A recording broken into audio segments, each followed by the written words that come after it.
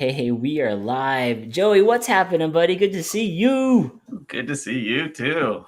Oh man, this one's going to be a good one. Episode 46. What's up, everybody? Welcome to the Segment Podcast and the live stream. If you're tuning in live through YouTube, welcome aboard.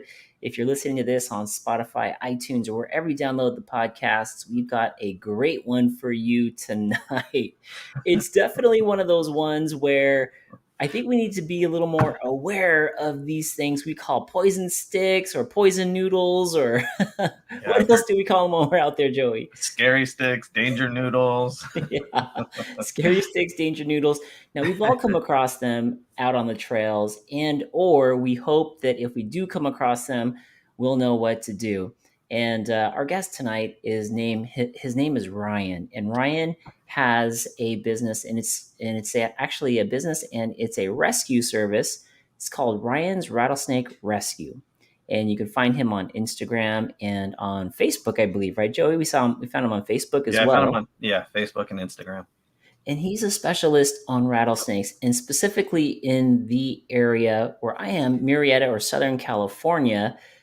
He's going to help us out and talk to us about rattlesnakes, answer our questions about rattlesnakes, and kind of figure out what these snakes are thinking. So, man, it's just like I was looking at so much stuff just before the show started. I'm like, holy cow.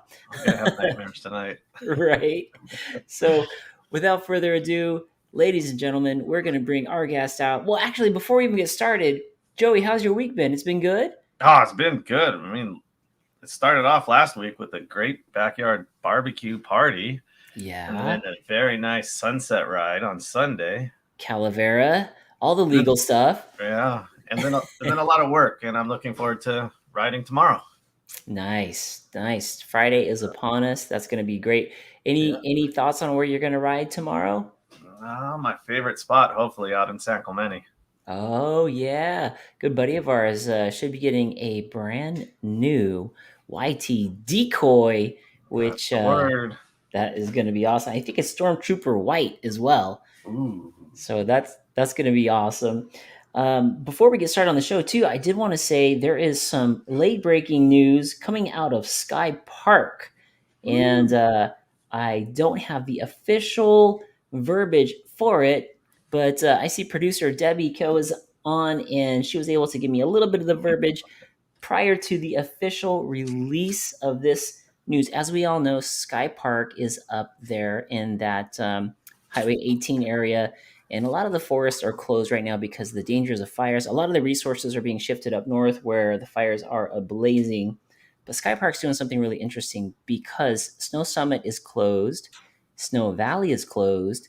Sky Park is actually a privately owned facility and mountain bike park, so they are going to remain open.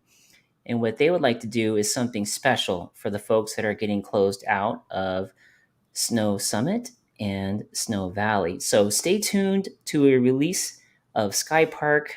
They're going to do something really special for the mountain bikers who can't get up to Summit in Snow Valley. Also, just a reminder, speaking of Sky Park, Joey, I didn't know this, but if you're a local or you're in the industry, you can always get a 10% discount for your day pass or your season pass. Huh. I didn't know that. I didn't know either. I had no idea. So getting back to the show, episode 46 with Ryan. Joey, you and I were out at Calavera getting ready to gear up and get on our sunset ride. And I got this call from the wife, and she was like, there is a giant rattlesnake in the backyard. Who should we call? So Joey saw me for like 40 minutes fumbling around trying to find somebody who could help us. And luckily we found Ryan. And Ryan came out to the house, actually also called the local fire department. I wasn't sure if they were going to be able to help, but it turns out they were able to help. And I met where the family got to meet Ryan, and I heard a lot of good things about Ryan. And then he came over to the house, and I got to meet him because he also does snake fences, which is great. So that is how we got Ryan on the show tonight, and he's got a wealth of information. Let's real quick. Let's share that snake. Oh yeah, you guys want to see the snake that was there? It is there. I don't know if it's a he or a she. Yeah. But she's got 1,569 views. and Ooh. so many comments. So many people were commenting on the snake. Most of the comments were like, uh, "Hail to the no." That was one of the comments that was on there. Lots of those. But if you look at this snake, it's also beautiful in a way, right? So it's something that we need in our environment. They're gonna take care of all the rats and the mice and all these other things that may not want around. So it's part of this well balance of our ecosystem, and that's why Ryan is out here today. And also, when my wife called, she wanted to make sure we called somebody who wasn't going to just come out and kill the snake. She Yeah. wanted to find somebody who was going to be able to just get the snake out of there and back into its natural habitat. So, so with that being said, I see Timothy Haley is on the line. What's up, everyone? Debbie Coe is here, and Crisco Bike out of Idaho. Thank you for jumping on. Crisco Bike, he actually works at one of the zoos out in Idaho, and he's saying a slithering skinny. So let's bring out our guest for the evening, and let's learn more about these poison noodles. Ryan, Ryan, welcome to the show, buddy. What's going on, guys? Not much, man. I am so happy to have you on. Joey and I are laughing because ever since Joey treated seeing snakes out in the trails like fishing, we haven't Yeah. we haven't seen one. Had a perfect record this year. Yeah, it's like I want to spot a snake so that it's like catching a fish, and we've been goose eggs. So I guess I had to have one come visit me at the house. Yeah, it was actually a pretty one too. That was a pretty big. It was a Southern Pacific. Yeah, so it's let's get into it. All the different types of snakes in the area. That was a Southern Pacific. Is that one of many types of snakes out here in Southern California? Well, in Southern California, at least around Murrieta and in our areas down there in Riverside and San Bernardino, and you're mostly going to find around 3 to 4 different species. Around your area, it's about 3. There's a red diamond rattlesnake, Okay. the Crotalus ruber. That's actually the protected species. It's a very pretty snake. It's that orangey red color, the one that you were showing on the video earlier on my Instagram. Those are very pretty snakes. Those probably get the biggest out of the 3. Holy cow. They're actually one of the more docile out of the 3 as well. I mean, that one that you saw was definitely not too docile, but It looked like it was mad. yeah. But all rattlesnakes, they're not aggressive, they're defensive, more scared than anything. So that whole rattling and that whole stance you saw, that's all just their way of screaming, pretty much being scared and, hey, leave me alone, don't mess with me, But so yeah, that red diamond, they're beautiful snakes, And then the one that you came across in your backyard, that was a Southern Pacific rattlesnake. Yeah, those are the very, very nervous snakes. Those are one of the more likely to strike and bite, and those are probably the more bites that you hear about in California. Yeah, holy crap. their venom's a little bit more toxic as well than the 3 that you'll find around here. It's got a pretty bad little cocktail of toxicity going on. It has the hemotoxin and the neurotoxin, so you don't want to get bit by one of those guys, Yeah. But just like most rattlesnakes, pretty much all rattlesnakes, you leave them alone, show them respect, and give them their distance. They're eventually going to slither off. But and then there's one more. There's the speckled rattlesnake, southwestern speckled. Those are actually, you can find different color phases and different kinds of speckles all over, anywhere from California to Nevada, Utah, and Arizona mostly. But those are very pretty. Those are my favorite. Wow. Those are like the camo kings is what they call them. They Just blend in pretty well. They just blend right into everything. Yeah. Man. So these snakes we were talking earlier, so like say the Southern Pacific has the 2 venom cocktails. Do they all have a multitude of cocktails of venom, or is the Southern Pacific the only one that has the blend of hemotoxin and neurotoxin? There's also the Mojave Green as well that shares the bad cocktail, and there's some argue that the Southern Pacific is actually more toxic than the Mojave that you'd find, but that's a little bit more north and out into the San Bernardino County desert areas. Okay. But yeah, recent studies show that the Southern Pacific's venom gets really, really hot. No one wants to mess with those. Wow. Wow. Yeah, I'm just looking at the comments as you're saying, Oh yeah. as you're talking. It says Chris Bike says maybe they're just looking for some love. And then MTB Raging says, "What's up, my people? We're talking about nope ropes, right?" So there's Yes, like a we are. healthy amount of respect for these things. Yeah. So I guess the main question, and I do have some questions that came in from Instagram, but the main question that everybody is wondering about, like, if you get bit by a Southern Pacific or a Mojave Green, which sounds like it's not really in this area, but one of these snakes that are in the area, if you get bit when you're on a mountain bike, are you going to die? See, that's it. There's many factors that play into that, and unless you have existing, issues going on, there's a chance you could die. But for the most part, the fatality rate on snake bites in California are very low, very low. I don't know the exact numbers, but any fatality that does happen is usually because someone has existing issues like heart issues or something along those lines. But let's say you were to get bit out on the trail, you're out in the middle of nowhere and you're far from any your vehicle. You may not be able to get to a hospital fast, because that's the main thing. If you were to get bit, first thing is stay calm and know that you're not going to die. That's the main worry for people. I can say stay calm all I can, but in reality, you get bit, you're going to trip out a little bit, Sure, yeah. But so yeah, just stay calm, sit down if you can, and instantly try to get a hold of 911 or figure out your plan on how you're getting to the hospital as fast as possible, Okay. So yeah, call 911, and if it's a bad enough bite or if you're far enough away from a vehicle or help, they'll send out help. They'll airlift you out, actually, and it happens all the time. Wow.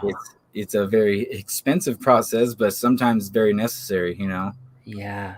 So Is go ahead. Oh no, I was just gonna say, is there a time limit from the time you get bit to the time you really get in trouble? I mean, how quickly does the venom start to react? And see, that's where kind of there's many factors that kind of play into that. The location of the bite, for one. For two, the species of snake that bit you. So let's say a Southern Pacific were to bite you. If it were to bite you, what normally happens is the feet or the hands from people trying to mess with them, or accidentally stepping on one, or in your guys' case, running one over possibly, Mm-hmm. Really the time limit is just, there's no specific time. I mean, you need to get there as fast as possible. You're not gonna, you don't have minutes, you don't have hours to live, but they say time is tissue. That's a known saying for snake bites. So the longer you wait, usually the more tissue damage or nerve damage or, loss you're going to have, So when you see all these nasty pictures of snake bites, if you've ever attempted to look them up, they look pretty nasty. And that's usually with people that go without any type of, medical care from that or medical treatment at all for Okay. long periods of time. Wow. And in the areas that we are all mountain biking in, do most obviously we're kind of out in the wilderness when we're mountain biking. Do most surrounding hospitals have anti-venom for a majority of these snakes nowadays? So from what my knowledge that, most of the hospitals around like Inland Valley and what's the other one out there in Marietta? The Loma Linda. Loma Linda. Loma Linda is the one where they have the most the snake specialists there. I mean, there's Bill Hayes, which is a known doctor out there that he's a snake specialist. He that's what they specialize in, you know. But Yeah. I know that there's anti-venom in most of the hospitals around here, but I suggest, if possible, that's where they end up going to take you. If it's a bad enough bite, or if it's something they can't take you or take care of, that's where they're going to send you, is Loma Linda. Most of the time, they're going to take you there. You know, not just going to boot you out and say, can't handle you. You know, go somewhere else. Yeah, they're gonna put you But in a wagon and try to get you there.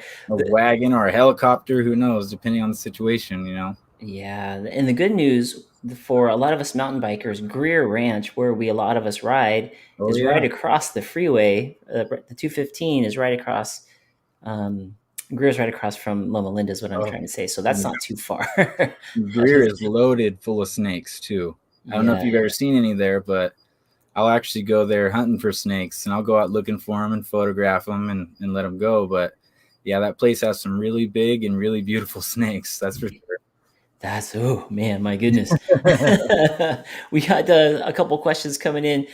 Chris Go Bike is saying, honest question: do the population studies show that all the local species are thriving, or are they dipping into a concerned status? I'm not too sure on the studies that are going on, like what they've came up with, but my own, I know that they say the red diamond rattlesnake, it's a protected species because of its location, or its habitats are being taken over, and they're not necessarily endangered. They're definitely not endangered in my book, because 90% of my calls are red diamonds. Anytime I go out herping is what we call, you know, a diamond, but herping is what we call, you know, fishing in a sense, but going out and looking for reptiles. And anytime I go out, that's what I'm going to find, whether I'm looking for it or not, is a red diamond. Is And this a red diamond right here that we're looking at? correct. Yes. That is a big Crotalus ruber. That's a red Ooh, diamond. ooh, my goodness. MTB Raging Craig says, beautiful, kind of majestic creatures, but hella scary to me. Yeah. Tons of But, respect for them. I think the most popular snake outside of the ruber would definitely be the Southern Pacific. Those things are everywhere, and you can find those year round. I mean, I found them on Christmas Day, you know, or during New Year's even. They're out No, everywhere, even when it's cold. If you look hard enough, they're obviously stop. not going to be out cruising around, but if you're out like me flipping boards and looking for them, you're gonna find them. Good grief. So Yeah. that's another question is, a lot of us will ride in the morning because it's cooler, especially in the summertime when it gets hot. And then a lot of folks like to tuck in before like around 10 or 11. As the heat starts to come up, one of the things that we start to think about is, well, starting to get hotter. The snakes are going to be out now. We should try to end this ride. But in your experience, where do these things go? How do they move around? When can we most try to avoid them? Well, that's the thing. I mean, I know mountain bikers or hikers, they all like to go out when it starts to cool off, and they don't want to go out in the middle of the day when it's super hot. Well, rattlesnakes seem to think the same. If it Oh, feels great to you, it feels even better to them. So oh God. yeah, the golden hour, you know, in the mornings, right when the sun's coming up, until it gets really hot, that's when they're waking up and they're out, you know, cruising around, catching the last bit of sun they can. And then right before the sun goes down, when it, you know, starts to cool off and feel nice, it feels great to them. And most of the time they're out during the nighttime looking for food, and, you know, that's when they'll go hunker down after they find a meal, and sometimes it happens to be on our doorsteps. Jeez, my You know? goodness. You're right. Totally. Yeah. They probably feel safe up against the house there. Yeah, and Um, during the day when it's super hot, they like to, you know, go down deep underground into the rock piles where there's, you know, squirrel holes and stuff like that. They'll go hide deep down where it's nice and cool, you know, and then yeah. rise up when it starts to get warm enough, you know. Is there a temperature range that's optimal for the rattlesnakes?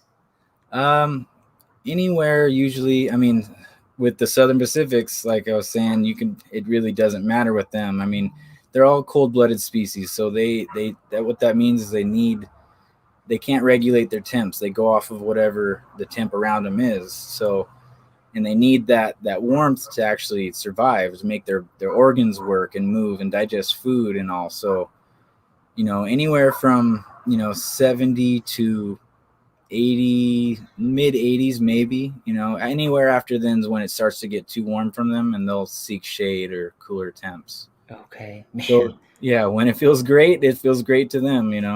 Wow. San Diego must be loaded, sunny and Oh 70 all year around. yeah, definitely. So 70 to 85. So when it's below when it's below 70, it might be a little more chilly for them, meaning that they're not moving around as fast. They're probably going to huddle up somewhere where they feel protected and can stay warm, maybe even underground. Exactly. I mean, you might, if it's a nice sunny day and it's still around 70, still a little lower, there's sun out. They might be out on the rocks basking. You could see them out just laying out on the trail, just catching some sun. They might not be as active and quick to, get into defense mode because they're barely able to move themselves. They're trying to warm up or catch any little bit of sun they can. Gotcha. Gotcha. Man, this is so interesting. Folks, and if you're on, just type in questions here for Ryan so he can answer the questions that you guys have. This is really interesting stuff. So already I'm learning about the different temperatures. Now, mainly you say they're active at night. And a lot of times in the summer, we're like, let's go for a night ride. That sounds great. But that's probably Yeah. when there's more of them out. Yeah, I mean, if it's a nice warm night, that's when they're more active. That's when all the food comes out. That's when everything else comes out because it's too hot during the day. So what do? They, arise when all their food wakes as well. And you know, so what I suggest, honestly, if you're out on your mountain bike rides at nighttime, obviously have a flashlight. Flashlights are your best friend, or a spotlight on your bars, or headlamp on your helmet, or something. That way you can have a better idea of what might be in front of you. Obviously, you're already worried about that being a mountain biker, Right. for rocks and stuff like that. Yeah, Greer's got a lot of rocks, so it's a lot of warmth for these guys. Oh yeah. Timothy Haley says, "I've seen one coiled up on trail when it was 54 degrees but sunny."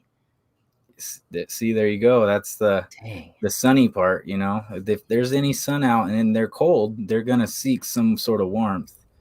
They may Wow. not be as active and, like I said, not as defensive right away because they can't. They're too cold. They're more sluggish and can't move as fast when they're cold. Interesting. That's very interesting. We got MTB Rad Dad just popped on. He says, "Yo, what's up, everyone? MTB Rad Dad's in the Coachella Valley out there in the Palm Springs, Rancho Mirage area, La Quinta. What kind of snakes are there? Similar snakes out there as well to here compared to here, or is it a whole different type of No, species?" it's around the same plus some. I mean, they have a lot of the desert species like the sidewinders and the Mojaves, and you know they have a lot more of the some of the deadly ones. The Mojaves are very dangerous snakes. I don't want to say deadly, but it's potential. Hmm. But it's nothing you want to get bit by. That's for sure. I mean, Yeah.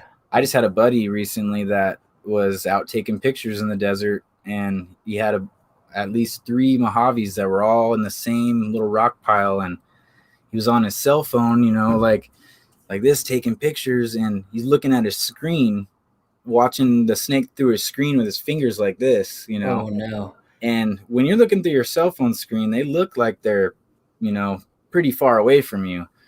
And he, misjudged the distance and ended up getting tagged right in his finger by a Jeez. Mojave. And yeah, he told me the same thing. He's like, you've always said to stay calm, but there's no way of staying calm.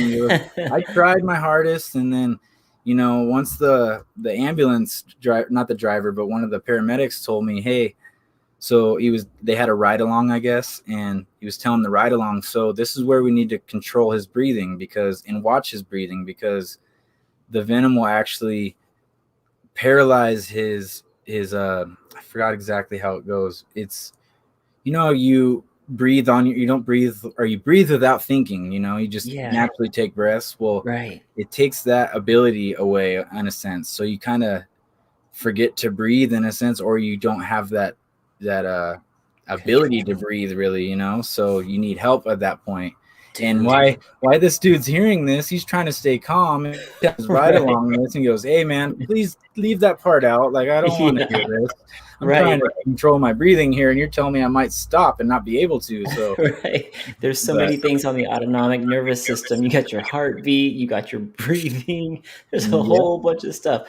So Mojave greens have that. It must be some kind of a neurotoxin that messes with that. Sounds like the Southern Pacifics do as well. Ooh. And those are And around you here. know what's very interesting, actually, should have mentioned that before, is the Southern Pacific. The reason why they are so, I mean, their venoms, it ranges. I mean, they're so deadly into an extent because it's all about the location of where that snake was. So if you were to get bit by a snake that's here in Riverside County versus out in San Bernardino County, Southern Pacific, that is, their venoms are going to be two different toxicities altogether. Some Dang. have more of a neurotoxin than the other one. Some will have more of the hemotoxin, and it goes back and forth. So it's when you were to ever get bit, there you go. That one right there is from up in the Cresta. Wow. Is that a Right up. sidewinder? Is it moving sideways or just trying to get away It from kind you? of is, but this video I'm actually showing how rattlesnakes will never chase you. That's a big myth, And Really? yeah, if you're able to hear this, I'm telling you all about how, look, this snake wants nothing to do with me. I'm stepping in front of it. I'm actually chasing it to an extent, and he wants nothing to do with me. He's rattling this whole time, letting me know, leave me alone, leave me alone. I don't want to have to bite you, and he's just trying to Interesting. get away. That's all they're doing. Yeah, wow. So that's a myth because I always thought those freaking things would come after you if they were pissed, but really they'll either hold their ground or back away, is what it And seems like. yeah, and rattlesnakes don't want to have to use their venom. It's Interesting. their venom's it's precious to them, so Okay. they don't want to have to use it as a defense. They want to use that. Craig. But yeah, they don't want to have to use that venom just on some huge giant that's trying to mess with them. They want to use that for their food, and so with all else fails, then they'll bite. If you corner them and they don't think they can get away, is when they're going to strike. Or Okay. you surprise them or something like that. That's when they're going to strike. But snakes will not chase you. I don't care what any story you may have heard.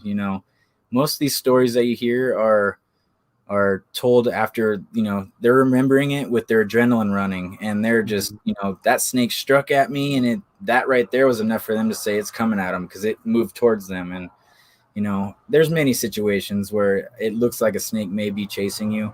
Yeah. They like to seek safety to a dark hole somewhere or a dark safe spot. That's where they feel the safest. Sometimes you're Hmm. putting up a huge shadow and you just look like a dark spot to somewhere safe to get to. They run off of heat, and the heat signatures is how they see. And if you're standing right in front of the sun putting off a big shadow, you might just look like a nice cool spot to run to. And there's many situations where that can happen with the whole snakes chase me stories you hear. Yeah, but the pretty much for the golden rule is that majority of the rattlesnakes are not going to be chasing you. They're going to be trying to get away from you or trying to hide from Definitely. you. Yes, they want to get away at all costs. And I mean, there are situations where you might have a more aggressive snake where it's going to sit there and hold its ground and it's not going to move. It's Mhm. more of like, nope, you're not. You're gonna have to either go around me or go the other way, or else you're going to get bit. Yeah, And at that point, you're out on the trail and you see a snake like that. It's better just to flip a U-turn and just go the other way, or seek a safe route going around the snake. But for the right. most part, you run into a snake, first thing, stop. Just stop if possible. I know sometimes you guys are hauling butt out there, but Yeah, if possible, just stop, make your presence known, and as soon as that snake knows that you're there, it might go into its defense mode and start shaking its rattle and let you know, hey, I'm here too. You don't mess with me or else you're gonna get bit. And then once it seems like it's a safe time to get away, that's what that snake will do. It'll cruise off the trail and get, once it's a nice safe safe distance, to get through or past that snake, you can go ahead and go for it. But if that snake doesn't want to move, then the best bet is just turn around and find another route around the snake. What is a safe distance for a snake? Are snakes, do they have like an ability, or how fast can one move, first of all, and what's a safe distance away from a snake? So snakes can move pretty fast, I'm not gonna lie, Dude, but I didn't want to know yeah, that. they can. If it's a nice warm day and that snake is energized up, it can move pretty fast. It's nothing faster than you can run, that's for sure. But like I said, they're not going to chase you. But that safe distance, so a rattlesnake, for the most part, can strike. Their strike range is a third of their body. A third of their body. Okay, So so from their one third of their head, body. yeah, head down, Okay. and there's been cases where snakes will lunge, they'll lunge and strike pretty far, a little bit further than a third of their body. But most bites happen when people are trying to mess with them or, remove them or, you know, whatever the case may be. Just don't mess with it. Respect Yeah. that snake and keep your distance. So if you're within, 5 feet of the snake is actually a safe distance. It may seem kind of close to most people, but sometimes it's a surprise. You don't realize it before you know it. You're already right there, and you notice the snake before it notices you. Just back up slowly and just let it go. Let it Mm, go on its way. But once your presence is known, that snake will take off. wow. What now there's been plenty of instances when we're out on the trails and there'll be a snake basking in the sun, laying across the trail and just sitting there. And a lot of folks will like take pebbles and try to like throw a pebble at it to get it to move. I've also heard of some people taking their water bottle and just squirting a little bit of water on it because it doesn't seem as invasive and may change the temperature and the snakes will then, slither off. Yeah. But what is a good way? Crisco Bike says bunny hop it. What is a good way to get the snake to move on? Obviously, if it knows you're there, but it's still not moving, is there a way not to make it mad, but encourage So it don't to? try not to approach it. I mean, I want to say it's a good idea to throw pebbles, but at the same time, I don't, because you're throwing, sometimes pebbles are this big to people, sometimes pebbles are rocks, and Mm. you don't want to hurt the snake. It's just out there living its life, and sometimes they're just not worried about people because they're used to these big giants on these wheels cruising by every day, and they're used to you at that point. Some are just stubborn little punks and they don't want to move. So Right. in that case, I mean, the water bottle trick, it's seems like a pretty good idea. It might get them to know you're there and not want to. Most snakes don't like to be sprayed with water, that's for sure. Yeah, But and you can I've spray from a also, big distance too. yeah, I mean, if you're able to from a good distance, that would be a good idea. I mean, I know that I take a water bottle with me whenever I go out looking for these things, and I've actually, especially out in the deserts, snakes don't come across water very often. So I've actually gave little drinks to snakes, and they'll sit there and slurp out of the water bottle because they're thirsty. So I don't Wow. know. I mean, it might, since it's raining, it might have some water or a chance to drink. It might want to come towards that water. Who knows? Oh, geez, great. So for the most part, though, that's just a little dabble of water on it. But if you're, super soaking it with water, it's gonna, not like that, and it'll take off. It Yeah, might get into especially. its defense mode, but That makes sense. Yeah, yeah, that makes sense because it would temperature change. We got MTB Raging says a third of their body solid knowledge. So good rule. If it's 3 foot, then at least a foot of striking distance. They're a third of its exactly. body. Adam Mock is on the line. What's up, Adam? Great to see you on here. Adam says, "Do snakes have seizures?" It's a serious question. Came across one dancing almost vertical on a trail, challenging to dodge it. Yeah, what was Hmm. that? So usually when you see a snake, if he's talking about like standing up like a cobra type, like you've ever seen a cobra standing. Uh-huh. So that's usually around springtime when their males are out. The male rattlesnakes are out looking for a mate, and they run into another male.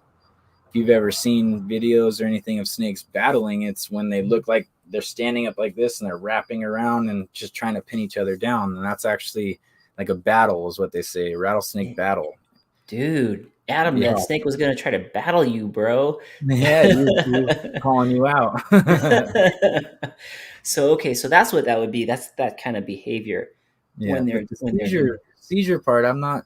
I mean, I'm sure they can. I mean, there's all types of neurological issues that snakes can have from being overheating, or plenty of cases where they can get neurological damage, and so I'm sure they can have seizures. But I don't think that was a seizure of it standing up like that. That's just kind of like it probably sensed a male around there, or it just got done battling, and he just happened to come across the end of it.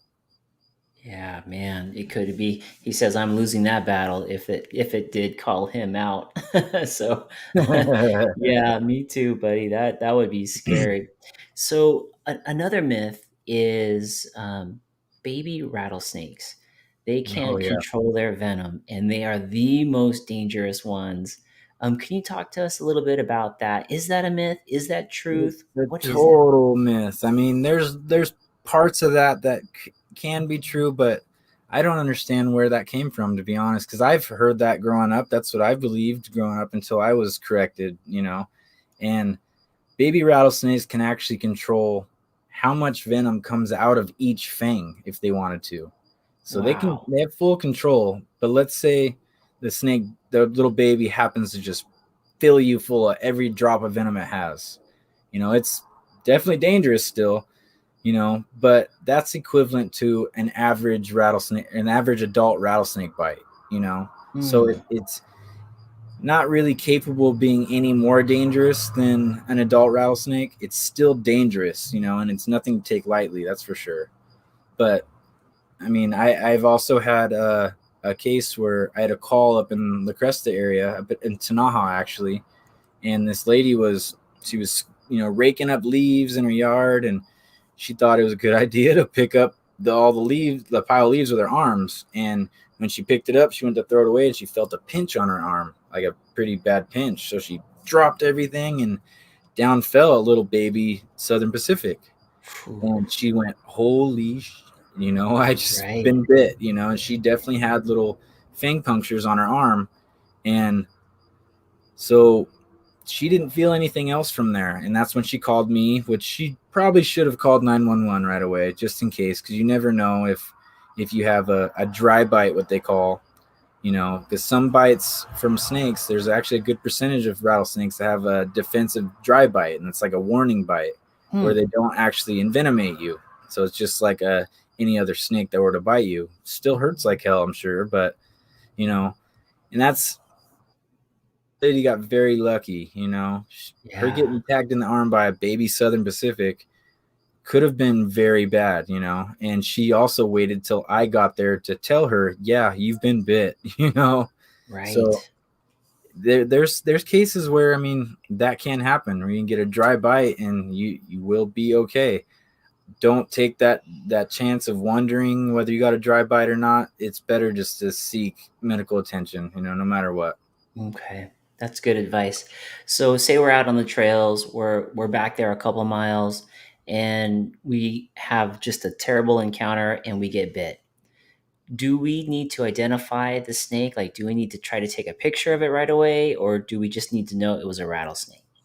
um for the most part, I mean, I've heard of people trying to catch the snake and bringing the snake in with them to the hospital, which is a very bad idea, Oh because God. now you're risking, Other all people. types of things right there. You're getting bit again, or whatever, and so that's not a good idea. I mean, if it was possible, don't go out of your way to try to take a picture of the snake, because they have an anti-venom that's called crofab, and it's meant for all North American venomous species. Oh, it's And like covers everything. yes, and Thank goodness. yeah, and it's actually it's a little bit more expensive than everything else, all the other antivenoms you might get, but if there was ever a question of what type of snake you were bit by, that's what they would go to. Or if it was a powerful enough bite, that's what they're going to go to as well, because it's supposed to take care of all the North American species of rattlesnakes. Okay, that's great to know. That is good to know. So Yeah. not as important to grab a picture of it. If you No. can, great, but you're going to be covered once you get the antivenom. So you're out there, you go to your phone, you realize you don't have cell service. Sometimes in these areas we go to, there's no cell service, but we want to keep the heart rate down, right? We want to prevent the venom from Spreading throughout your body. You right. don't. So anything you've heard about what to do about with rattlesnake bites, like the whole rattlesnake bite kit. Have you ever seen those? Yeah, The somebody actually had a question about that. Yes. Don't use those. I honestly don't know how they're being sold. It's Okay. actually it's not good for you whatsoever. It can cause nothing but more damage actually. And I don't know. I really don't know how they're being sold. But Tell the folks let's. a little bit about that kit for the ones who don't know. So the kit, it's like an extraction kit, and you're supposed to have like these cups on the end of it where you're supposed to put over your bite, and then it's supposed to extract like a syringe type deal, and it has a suction to it. Well, what that's doing is it's sucking. Let's say it gets the venom in that's in your tissue, which you're already bitten. It's already past the point of trying to do anything if it's gotten into your bloodstream. So let's say you have a little pocket of venom that you just sucked to that surface, not out of your skin, but to the surface. You've now made all the venom stay in that location.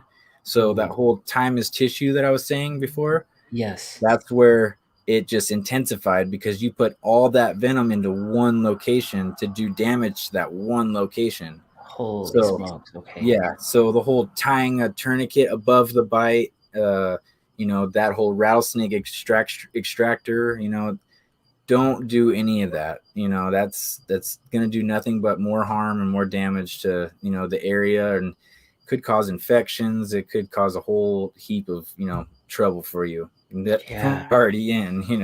Right, right. Yeah. God forbid you suck any of that and swallow some of the venom, and then Well, who knows see, what else that could create, that's the right? thing, though. That's the thing. You can actually take a shot glass of venom and take a drink of it, and you'll be 100% okay. That What? is if you have no wounds in your mouth or you have no cuts or anything. But yeah, Holy it's a different story if you ingest the venom versus it being put into your bloodstream. interesting. That's why the Yeah. snakes are able to eat their prey. Yep. Wow, that makes Exactly. sense. Okay, so you're out there, you have no cell service, you get bit. Don't break out your snake bite kit. That thing No, is no. definitely a Throw that no-go. thing out the window. Yeah, yeah, lighten But your weight. Get that thing off on the yeah. trail. So Don't stay as calm as you can, like I've been saying, and just start walking until you find cell service.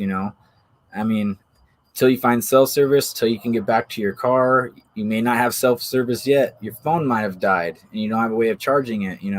yeah. Just get to your car as calm as you can. Know you're gonna be okay, and don't run, don't panic, don't start, going crazy. Just stay calm and get to your vehicle. And by that point, you might not even be able to drive. Who knows? Because I've never been bitten, but I've heard plenty of stories to where it disorients you, pretty bad, and you'll get very nauseated, and you might get super bad headaches.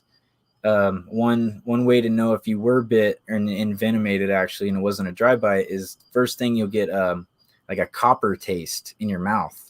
Oh, really? Right Interesting. after you've been bit, you'll taste that copper taste, like pennies, or that's what people would say, like an example of. And that's when you've been envenomated. And I've heard of people have very like their saliva will just be excessive. That's why when you see dogs get bit, if you ever have, they'll drool a bunch and they'll Wow. bleed excessively from the wound. Wow. Yeah. That's And interesting. yeah, the effects of a rattlesnake bite without treatment can be pretty bad. Right. Okay. So if you're on the bike and you get tagged, don't put a tourniquet on. If you can call for help right away. Sounds like you might want to just sit down right there Yeah, or find a shape, a safe spot to just keep your heart rate down. If you can, might not be a bad idea to see if you can turn around and coast back out to the trailhead with minimal amount of heart rate increase. Like that's a great idea. Yeah, especially since you're on a mountain bike. But if you have to go uphill on a bike, toss that bike and just start walking, because that's going to take a lot of your energy and make your heart and all your blood just pump, So Gotcha. just if in that or that situation where you've been bit and there's no way of getting help and you need to seek help yourself, just take a calm stroll through the park, and just hopefully you can get back to somebody that can see you, or a vehicle of some sort. Like I said, you might not be able to drive that vehicle by that point. Yeah, but the good thing that you taught us is just to stay calm and remember you're not gonna die. The Correct. chances of you dying are going to be low, but to keep that heart rate down and to get help and get the antivenom will help save tissue. Tissue is time in this Mm-hmm. type of thing. Um,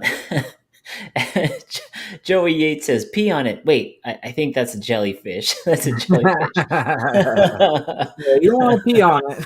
I wouldn't go exposing those parts to a snake. You want them Right. to Yeah, get yeah. bit. Time is tissue. You don't want that to get bit. Pee on No. everything, Joey, just in case. Huh. Is what Adam Mock says. Okay, so I mean, these are all great things to know. I do have some questions for you that came in through the Instagram, and I wanted to jump in there and see if I can ask you. One of them was that snake kit. So, if you see a snake kit out there for sale, you heard it here from Ryan. Do not buy that snake kit because it No. does not work. No. Causes Definitely more not. damage. And I'm going to get here to this. I'm going to say on any of those kits, do they say are they all basically say snake bite kit, right? I think it says a snake bite extraction kit. Snake bite. Okay. And the question that came from was Man Truck on Instagram. He asked that question, and I think we covered this one. But Xavier or XAVIMTB says, "What do I do if I get bitten?" We kind of have an idea of what to do there. Stay calm, try to seek help because time is tissue on that.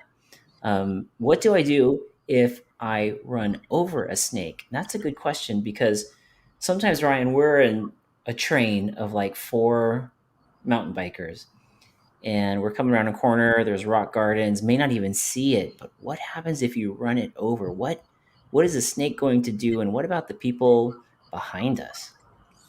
So it's kind of a pretty bad situation, to be honest. I mean, you come across no way of stopping, no, and you have to run it over, or you just run it over by accident,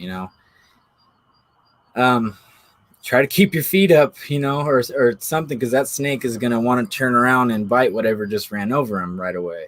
Okay. And or it depends, if you happen to run over its head, it might be dead right away, but yell as loud as you can, "Hey, snake," and try to let the people know behind you, so you don't create a pile up, and you guys all land on top of the snake. Good Lord, And that's where, nightmare. yeah, so just first thing, let people know behind you and try to stop if possible. If you've already ran it over, still stop beyond the snake and let people know, "Hey, notify them, there's a snake right here, stop, stop, stop." Okay. Because I've seen situations like that where snake actually got tangled up into the sprocket and ended up injuring the snake. I don't think it lived, but into the sprocket and got spit out behind it. And someone else ran over it and saw the whole thing go down, but he crashed and fell on top of it, and no one was Good bit. Lord. But that was worst case. Yeah, that would be terrible. And sometimes, okay, so stop if you can, and if you bunny hop it because you see it last second, that's a good way to avoid it. If you see it and you know you're not going to bunny hop it, lift your feet up and then try to tell the squad behind you, Mm-hmm. freaking Yeah, I snake. mean, if you're capable of jumping over that thing, all more power to you. That's last resort to hop over it. But let's say you come up a little short and land on the thing. It could be a dangerous situation for you or the snake. Yeah, But I that understand sometimes you can't help it. yeah. It, Sometimes you're going through those rock gardens, and if they're camouflaged, you may not even see it. But if you do, that mm-hmm. that makes total sense. Yeah, that thing's gonna defend itself. Hey, I'm Um, so sorry. I need to grab the charger for my laptop real fast so it yeah, doesn't go. die on me. No, go for it. Go for All it. right, cool, man. I'm sorry about that. It's okay, 1 second. Ryan. Yeah, do it. Do it. Joey, what do you think, man? This is good information. Oh, Joey, you're on mute. Yeah, this is good stuff. Some of it I didn't want to hear. I know. I don't know what you guys are feeling, but when he said snakes are actually pretty fast, I was like, oh Right, no. right. But so far, like the 1/3 the body length of a striking distance, that was really interesting. That was really interesting. Right, right. I did not know that, and I did not realize that there is one anti venom to cover all different types of snake bites. I would have thought my first thought would be to try to take a picture of it, but Right, right. That was news. That was news to me too. yeah, But yeah, as Wh- far as running it over and then it being upset and trying to grab you, ugh. I yeah, mean, there's times when you can't do anything. I mean, I'm thinking in a corner. It's not like you can bunny hop. You just come around a corner and there it is. right. Like, Or I've landed on one coming off a blind jump before, and there's nothing you can do. yeah, and if there's somebody behind you, Right. you know, Well, they'll hear me scream when I see a snake. I guess that's one thing. Everybody will hear me. One thing we all have in common is that healthy respect for the snakes. We'll all Right. scream. Yeah, I'm just thinking of like a Greer, like Distortion, all those rock gardens, and then Overdrive with all the rocks on it. It's just And he said what there was a a lot of snakes at Greer. yeah. That must be And where maybe he releases them out there. no, it sounds like he catches them there. He Oh, catches okay. them Yeah, he there. said he goes out looking for them under rocks and stuff. Yeah, my Nuts. goodness. Holy cow. I don't know. What do you guys think? Type it in what you guys are thinking about this, about the snakes, and then any questions you have too, because this is our time to learn a little bit more about them. But for the most part, it sounds like these snakes really don't want to have anything to do with us. Yeah, I was watching that backstage a little bit more. That one where he was kind of chasing it around. It was just trying to get away from him. It wanted nothing to do with him. Yeah, it really did. That's kind of comforting to know that they're just like not really wanting to deal with us. Debbie says, when I've hiked and run across them, I've tried to gently toss little pebbles at them, and they slowly move off. But my biggest fear is riding so fast and just running into one. Scary. Yeah. Yeah. I Yeah. mean, if you're fast enough, it's not even gonna know you were there. You're gonna be gone before it has a chance. But if there's somebody behind you, that's the one. So I think everyone's gonna not want to be sweep anymore. Nobody's gonna want to ride in the back anymore after this. Adam Mock says, seen a good amount of snakes on the Choya climb. No bunny hopping those, just waiting. Yeah, seriously, right? Choya, that was a good one. That when we climbed that at Aliso. Oh, okay. That's that climb. Right. Yeah, I That's a couldn't good climb. I couldn't imagine on the uphill on that, or like Anderson Truck Trail. There was Yeah, one. the uphill snakes, that's not as bad, I don't, because you're coming up on them slower. You can usually spot them. It's just the high speed ones that make me, or I guess if you're climbing and it's on the high side, more Yeah, level with you. that's true. That's right. Well, Yeah. speaking of, I see Air Blair's on here. What's up, Blair? Good to see you, buddy. Air Blair says, it seems like I saw more rattlesnakes this year at the beginning of the season than I have seen in the last 5 years combined. Why is that? That's a good question. We'll have to ask Ryan when he comes back on what that is.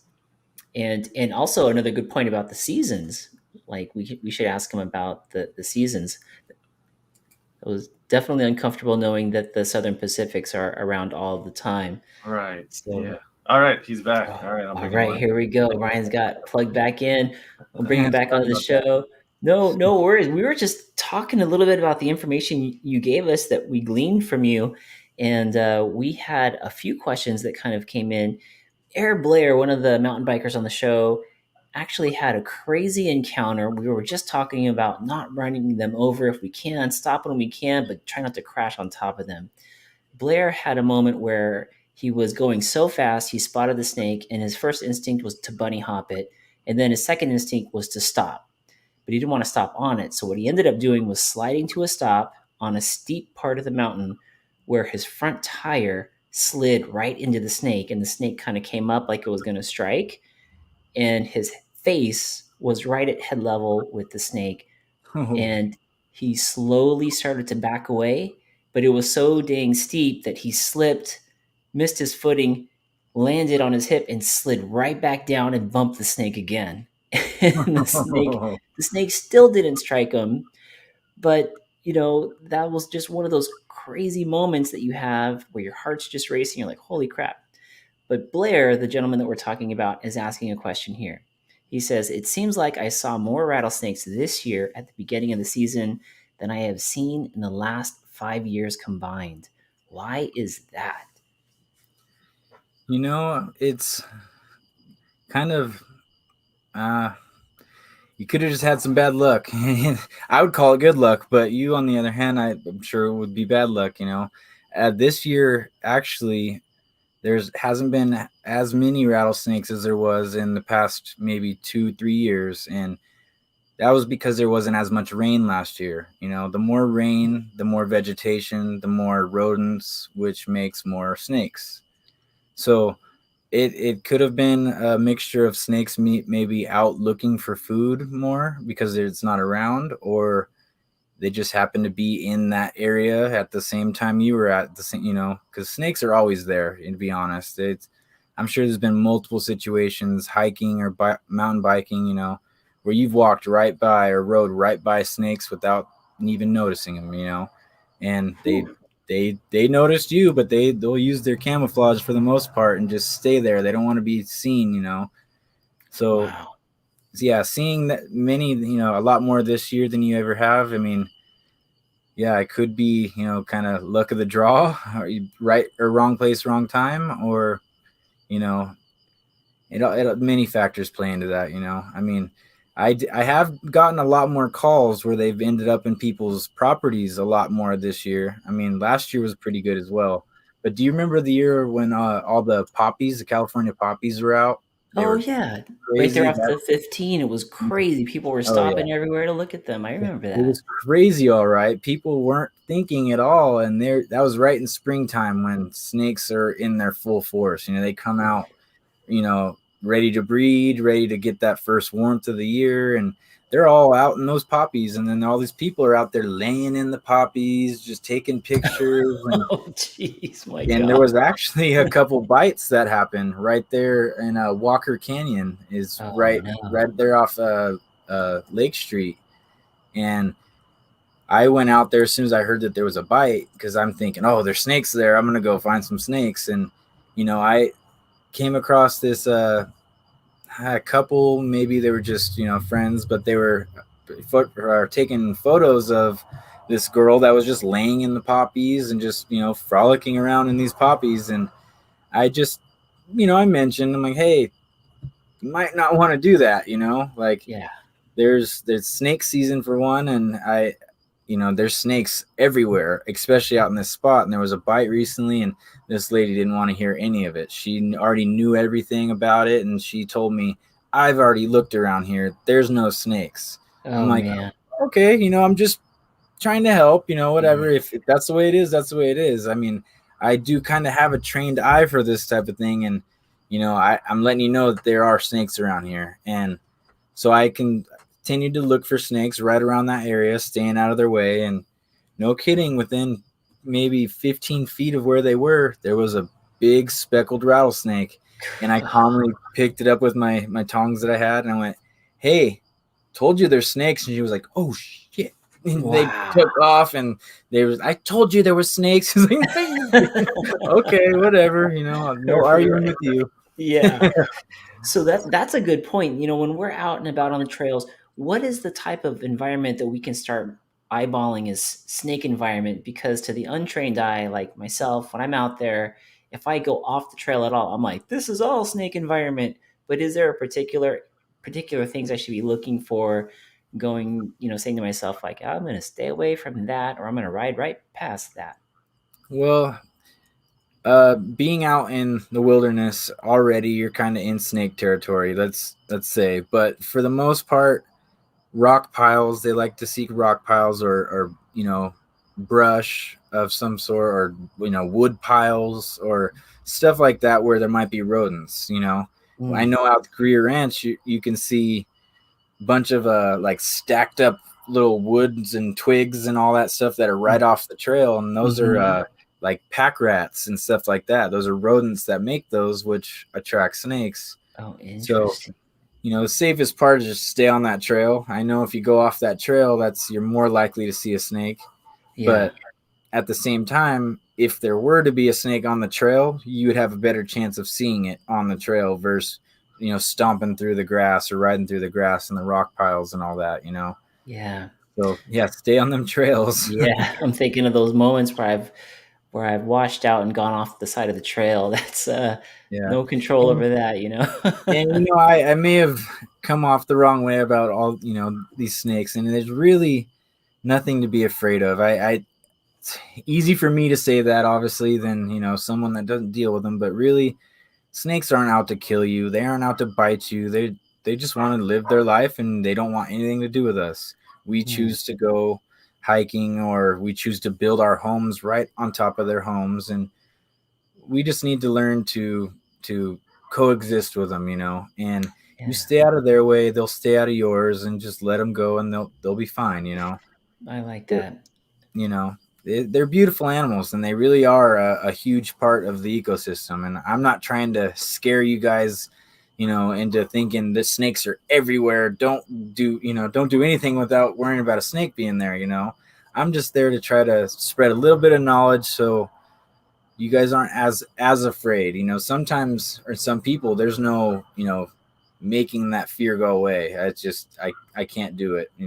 I can try my hardest, but I feel that a lot of the fear comes from not knowing anything about these snakes. So anything you do know usually comes from movies or TV, like the news. The news is horrible about rattlesnakes. They just make it seem like, if summer's here, they're out to bite you. Watch out, and Right. not never the case, and it's people that tend to, or that are trained or not trained, that are raised to kill rattlesnakes, most of the time they think they're doing the right thing, and they think that they've done a neighborly heroic deed by killing a rattlesnake because of the chances of it biting one of the kids around, or I understand where people are coming from when they do that. They're protecting their kids. That's what they've been raised to do, the right thing. It's not like they're choosing to do the wrong and just kill animals. No one likes to do that. But some people like to feel like the hero, and any chance they get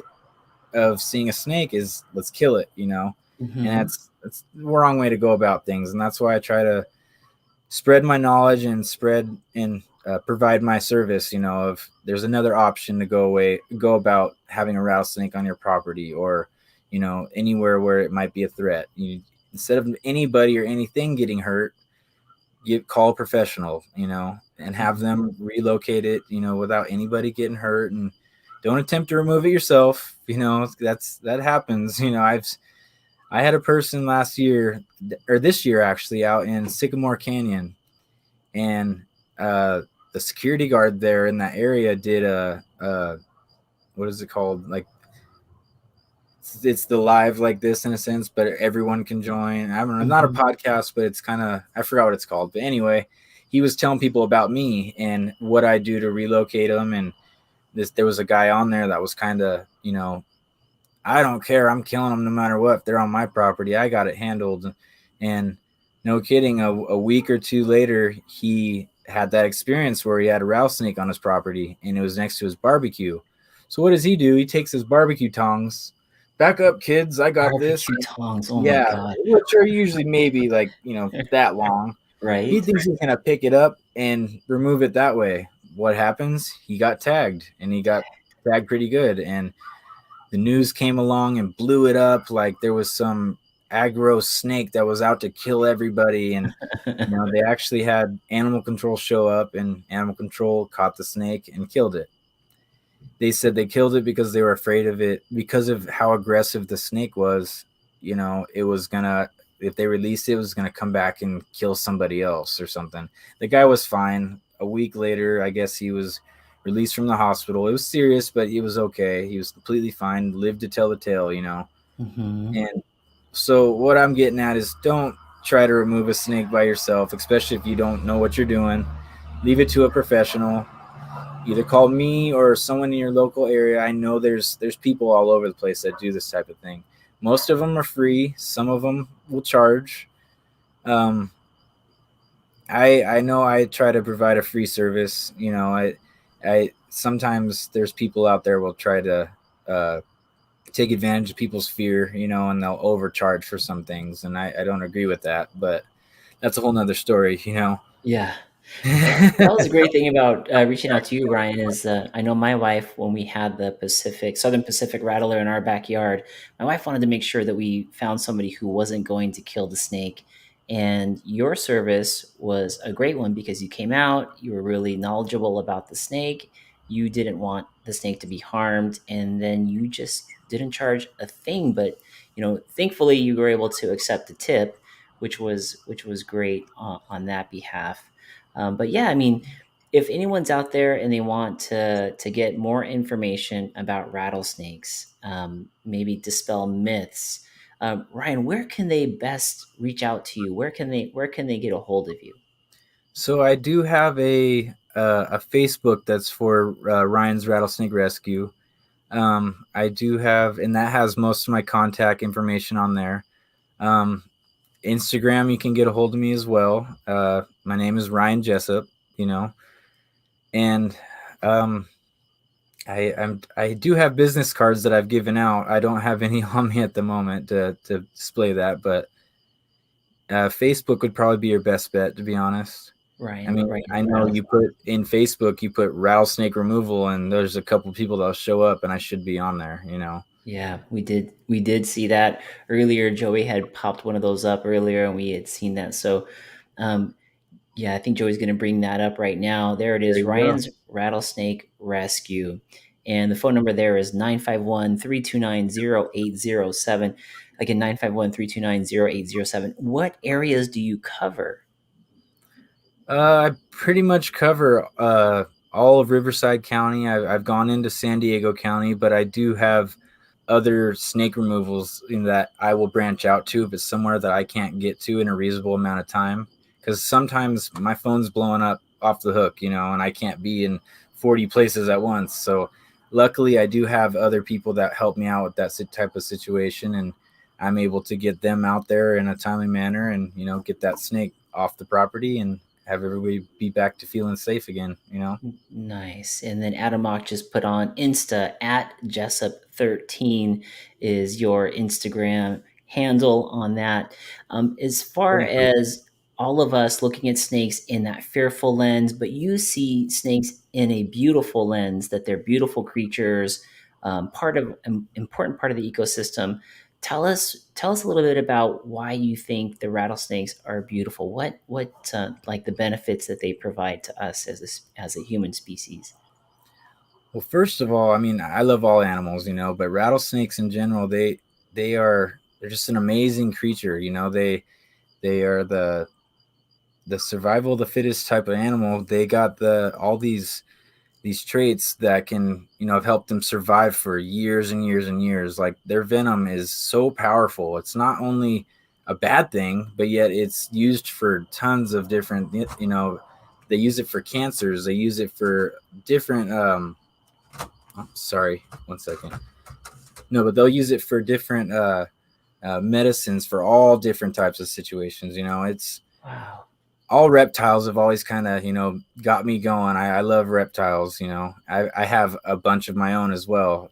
I have rattlesnakes of my own as well, and I don't know. I've just always been into rattlesnakes, and then the danger of it is kind of turned into, you know, you don't always see stuff like that. Like you see a crow or a pigeon every day or something Mhm. like that. You kind of don't have as much appreciation for something as if you see a rattlesnake. People get scared when they see that. I just naturally have been, you know, excited because it's, oh, cool, you know. That's how this whole snake removal thing started for me, because I'll go out looking for these things, and once I kind of put it together that, wait a second, I can put my number on a card and people take care of the hard part for me and they find them already. They Now I find can them for go. you. And then it turned into, you know, now I'm actually saving these snakes from being killed. a lot of people like to kill them, and I can't change their minds on that, you know. Yeah. But I just really get going when I hear, I'm sure you can hear it in my voice when I get talking Yeah. about them. I I get real love passionate about that. I love it. I could definitely hear the passion in it. And snakes are great for us too because they definitely balance out the rodents, right? Yes, I mean, a lot of people don't.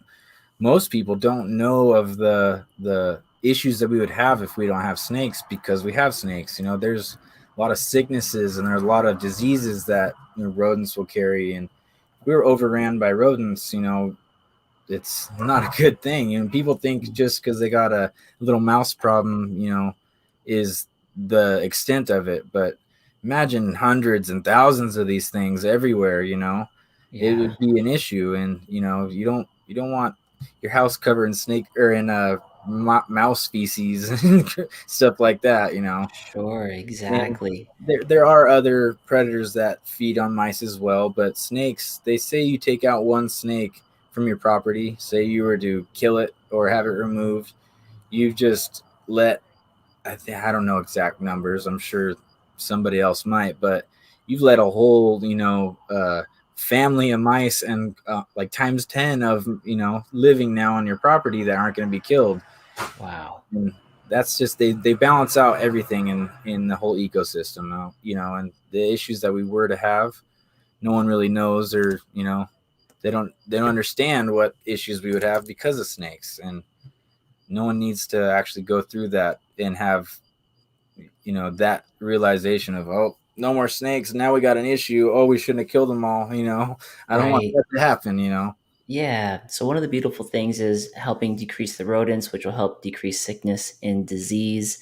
Also, the venom that they use, I didn't realize, but for research and anti-cancer treatments, which is incredible. Mm-hmm. Last thing, I want to dispel a myth, or maybe even make the myth a fact. I'm not sure, but I know some people would say, "I don't want to get the snake removed from my house because it'll come back." So that's why we have to kill it. Is that a myth or is that a fact? See, it can go both ways. I mean, there's been studies where there's actually laws for me as a snake remover where I'm not allowed to remove that snake and relocate it anywhere up to a mile away from where I found it. So that's the law.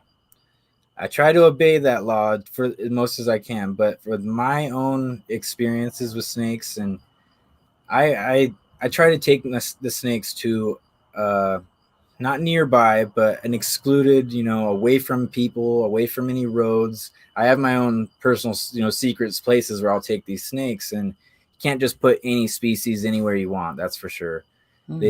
That law is mostly for, you don't want to take a snake for someone that doesn't know what they're doing. They'll take a snake and just go put it out in a random field somewhere.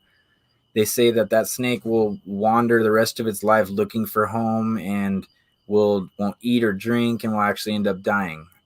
Wow. That's I my like I said, my own experience, I don't feel that's necessarily 100% true.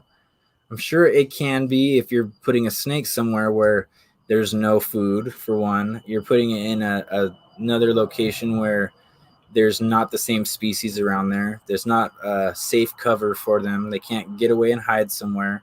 So they start wandering. And what that does is it makes them more prone to predators, other predators like coyotes and owls and birds of prey that might, you know, want to eat these things. So, like, it can go both ways. I have snakes where I've gone and I've relocated them in my spots, and I've gone back for over 5 years now and seen the same snake breeding. I've seen it just thriving in this location that's well over a mile away from where I found it.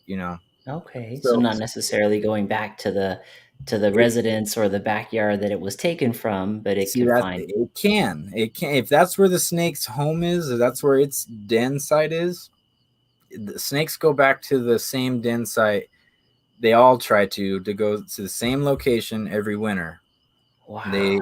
and because that's where they were born. That they have like a home tracking device in their head. Not a tracking device.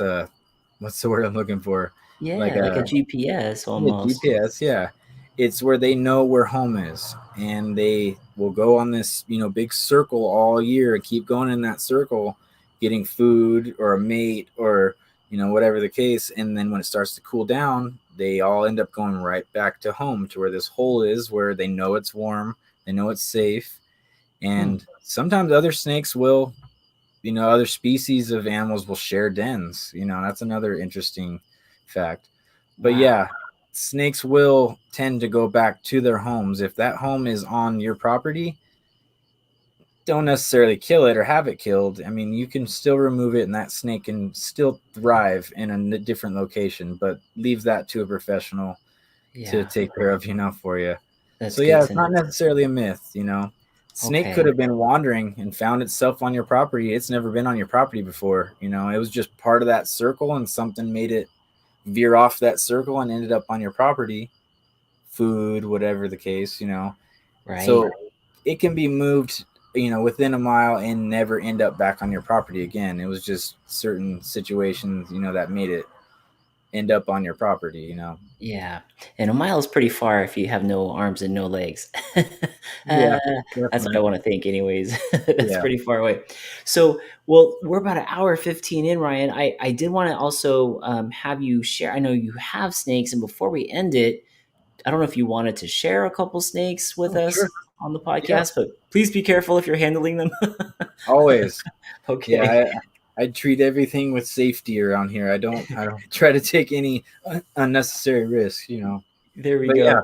so I do have a couple different of the native species you might find around here. And let me know if you can't hear me, because I'm gonna stand up a little bit away from the mic. I don't Yeah, know. you got But, it. You got it. but yeah, 1 second. Air Blair was just saying, is it true or a myth that roadrunners and king snakes eat rattlesnakes? That is definitely true. So there are multiple species of snakes that will actually eat all snakes. They will any snake that comes in their path, like the king snake.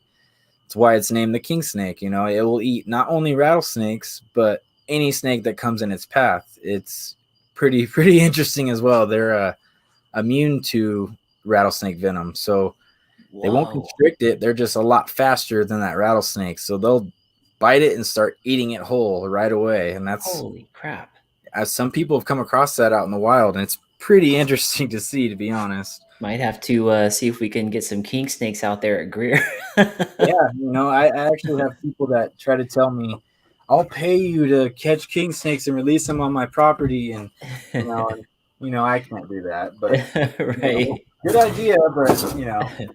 So for the folks that are watching this on this live stream, Ryan has some species of rattlesnakes there. He's got his tongs there, the professional style. Yeah, so these right here are my snake tongs. Wow. I don't suggest anybody using something this short. This is just something I'm comfortable with, and I deal with these things on a daily basis. So I don't Bro, suggest anybody going about that. bro, I was gonna say mine's like 12 feet long, the one that I bought, the extra long 12-footer from Amazon. And I don't even use it. Oh, Scouts Out is out here. He says that's cool. Yeah, guys, we're getting a chance to look at some of these snakes that Ryan has here. okay, so 1 second. So the first one I'm going to show you is a speckled rattlesnake, and this is another one that is found around your area as well. I removed a couple of them around your area out in Marietta. Wow. Now, these are the shy ones that can get really big? No, those are the red diamonds that get really big. I mean, Gotcha. these Okay. ones are very docile as well. You'll hear them though. Oh, dang. So, Yeah. folks, this is the speckled rattlesnake. I just heard the hiss. And you hear it rattle. Oh, is that the rattle? Yeah. That sound just makes you want to run. Yeah. Definitely something that I hear, and it never gets old. Trust me, it gets my heart going every time. Holy cow, Ryan. Yeah. All right, Blair, if you're watching still, hope, yeah, Adam Mock says that gives me shivers. Me too. Me too. I'm like hiding behind my microphone right now. What? Oh boy. So this Okay. is a speckled rattlesnake. I don't know how well Whoa. you'll be able to see it or not. Yeah, we can see it. Yeah, Speckled because of its patterns on its body. Oh, geez, Ryan. it's okay. I'm far well, with my distance. Okay, look But at yeah, that, speckled. everybody's. So they have like a. There you go. They have like a granite type pattern going on their scales. Oh yeah, I see that for sure. Yeah. They call these guys the king of camouflage because these guys will blend in on all those rock formations that you're seeing, those rock piles.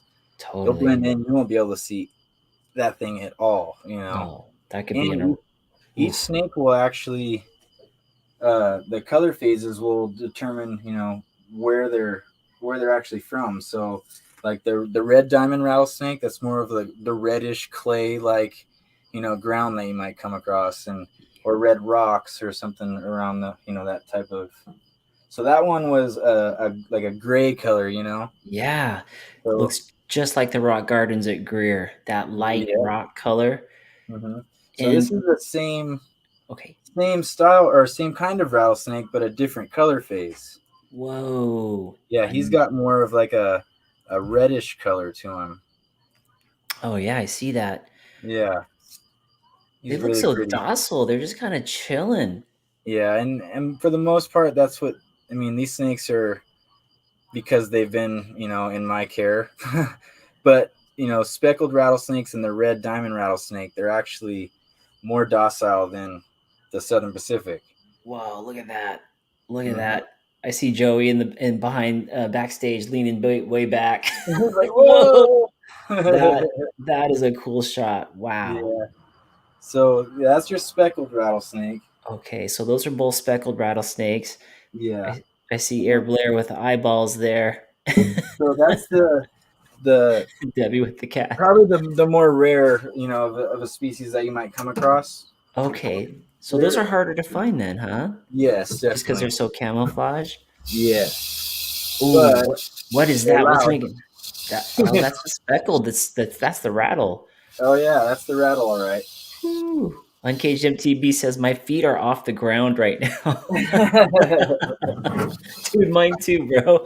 So this one, these are the Southern Pacifics, the Okay, better this straight this ones. is the one with the two venoms in them. This is the style that was behind. Well, it was in our backyard, Yeah. and these are the most common we'd see out here. You'd think, Ryan? Yes, these are probably the most popular that you'll come across for sure. Southern Pacific. And Holy crap! Timothy these Haley says guys, no I way. have to use my tongs for these ones. These guys are a little bit more snappy and. Dude, you had me at Snappy. I'm freaking now.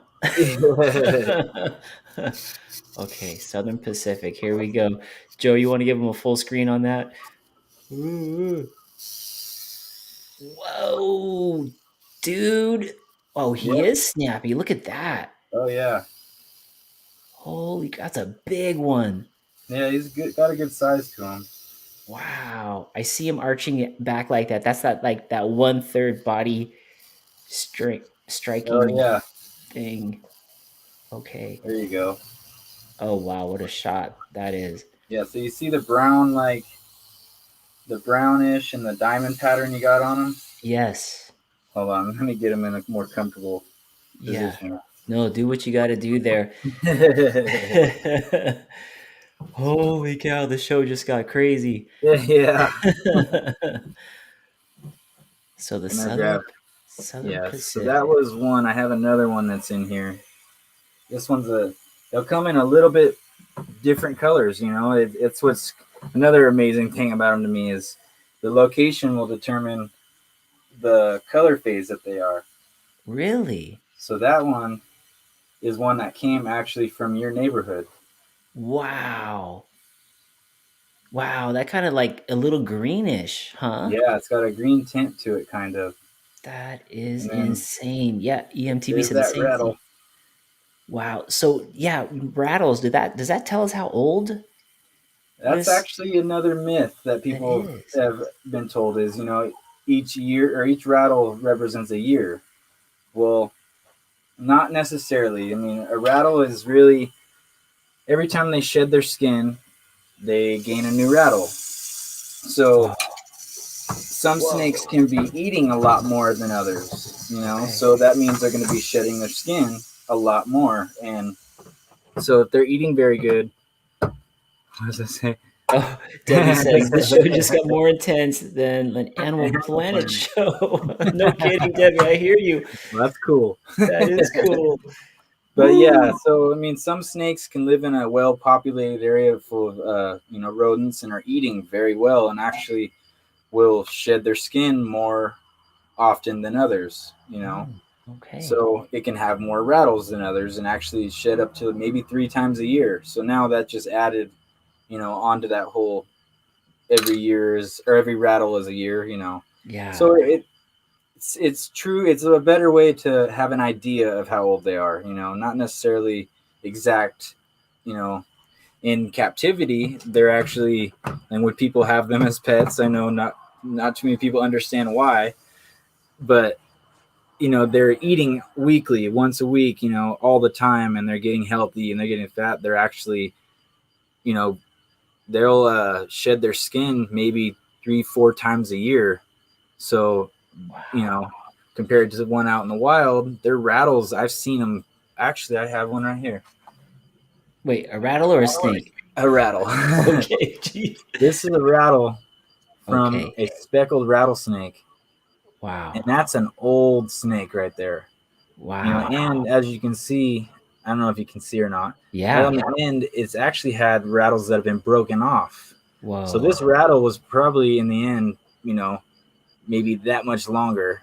I don't know. Sorry, it was Yeah. probably that much longer, and it just Dang. broke off right there. Dang. That's a nice healthy rattle right there. That's from a speckled rattlesnake. That was my pet. That actually, it was an old snake, and it had complications when I tried rescuing her. So I kind of held on to her and gave her a good ending to her life. That way it wasn't as rough. I had somebody that tried killing her when I got a call, and I got her and tried to rehabilitate her, and but yeah, so I got her rattle as kind of a memorabilia and be able to show people, you know, Yeah. rattles, they're really made out of like your fingernail, like what your fingernails are made out of. That's exactly what they're made out of. No Little way. Interesting. segments that will kind of lock in onto each other, and they're able to vibrate it fast enough to make that rattle noise, and that's all you're hearing is it's actually Interesting. not really a part of. It's not like skin, you know what I mean? It's like that, Yeah. like a fingernail, like I was saying, and it's pretty crazy to be honest. That's very cool. Drop in and says, "Oh man, I'm having PTSD feelings." Well, dude, Brian, this has been great, very educational. What I love about what you had taught us is that snakes aren't out to get us. They definitely have a very important role in our ecosystem, and they're kind of like the landlords when we're out there on the trails riding.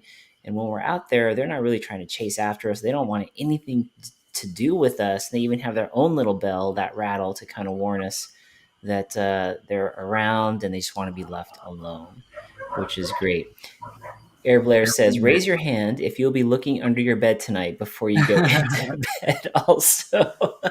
And I mean, so that's why I kind of have mixed feelings about showing the rattlesnakes, but I like to show them so people have an idea of what they might see. But it also scares the crap out of people. I don't mean to do that. I don't at all.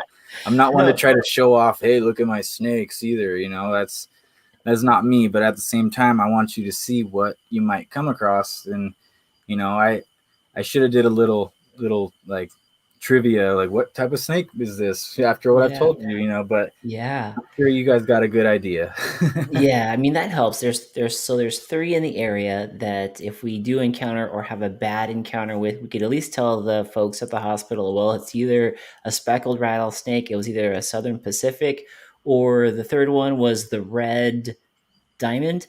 There you go. Good Yeah, job. yeah, Nice. baby. Yeah.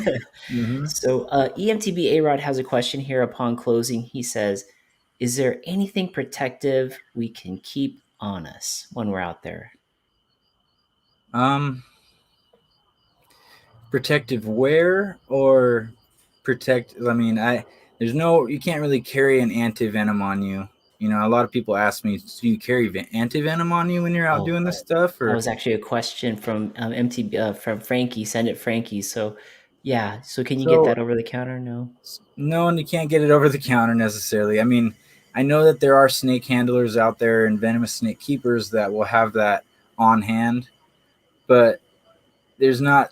You can't really just walk around with anti-venom on you and have it work necessarily. It has to be, refrigerated the whole time. It has to be, kept in a vicinity that's sterile. It's and they don't. That's really expensive stuff. Not too many people can just go spend 5-6 grand on a little vial of antivenom, which Oh, most times when you get bit, you're gonna need sometimes up to like 10 vials of antivenom, which is another thing. Very expensive to get bit by a rattlesnake. yeah. Very expensive. I mean, Have that insurance plan up to date. yeah. They say the average bite can go anywhere from $100,000 to $3,000 to $5,000. Wow. $500,000. I'm sorry. Yeah. Holy crap. A hundred Yeah. thousand up to 500,000 just on vials for a majority of it, I'm sure, and anything Well, else that comes along with it. yeah, your airplane or not airplane, your helicopter flight, your ambulance flight, your, Ooh, the medication otherwise, like the pain meds, your stay at the hospital, it all racks up a pretty hefty bill. And, dang. it's nothing to take lightly, that's for sure. Yeah, and it says basically when you were saying most bites come from people that they're not really asking for it, but they're not staying away from it. They're not respecting the snake. They're not doing what we do when we see one on the trail. We stop or try to go around it. These folks are getting close to it, not heeding the It's warnings.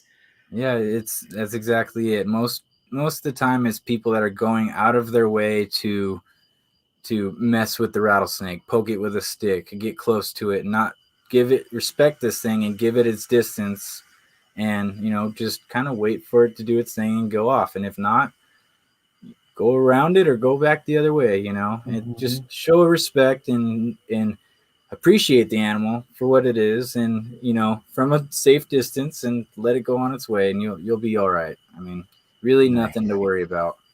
That's great.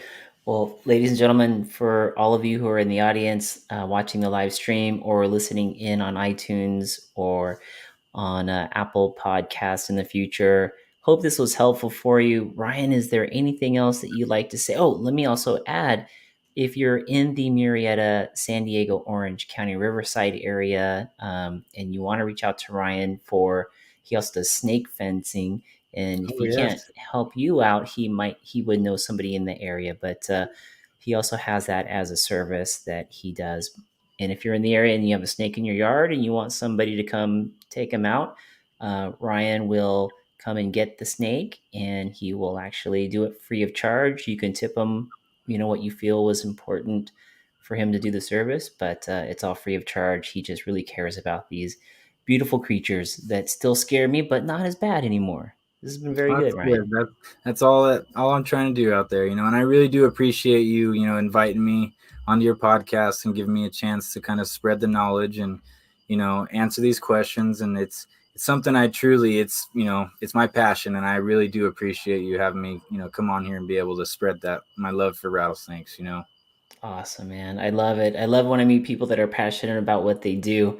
And thank you for everything that you do for all of us and for those snakes as well. All right, everybody. We are going to end this podcast. Thank you all for tuning in. Look forward to seeing you out there on the trails or on the next podcast. You guys all have a great night. See ya. Remember, call, don't kill.